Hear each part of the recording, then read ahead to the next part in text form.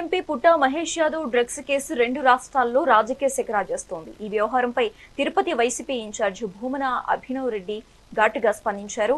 Drugs కేసులో అడ్డంగా దొరికిపోయిన సొంత పార్టీ ఎంపీని కాపాడేందుకు సీఎం చంద్రబాబు నాయుడు తెలంగాణ సీఎం రేవంత్ రెడ్డితో కలిసి చక్రం తిప్పుతున్నారని ఆరోపించారు. గతంలో వైసీపీపై విష ప్రచారం చేసిన కూటమి నేతలు ఇప్పుడు ఏ ముఖం పెట్టుకుని తిరుగుతారని నిలదీశారు. వెంటనే పుట్టా మహేష్ ను పార్టీ నుండి సస్పెండ్ చేయాలని డిమాండ్ చేశారు.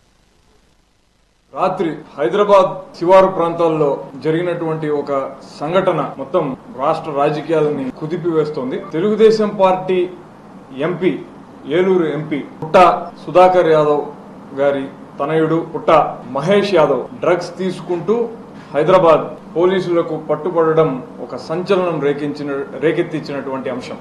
తెలుగుదేశం పార్టీ అంటే మేమంతా కూడా చాలా విలువలు కలిగినటువంటి నేతలము, మంచి వాళ్లము, సమాజానికి శ్రేయస్సును అందించేటటువంటి వాళ్లము అని పదే పదే చెబుతూ ఉండేటటువంటి తెలుగుదేశం పార్టీ నాయకుడు, మన రాష్ట్ర ముఖ్యమంత్రి నారా చంద్రబాబు నాయుడు గారు డ్రగ్స్ వ్యవహారంలో తన పార్టీ ఎంపీ పట్టుబడడంతో ఏం చేయాలో పాలుపోకుండా ఈ కేసును నీరుగార్చేందుకు తనకెంతో సన్నిహితుడైన తన శిష్యుడైన రేవంత్ రెడ్డి గారిని రంగంలోకి దింపినట్టుగా సమాచారం అందుతోంది.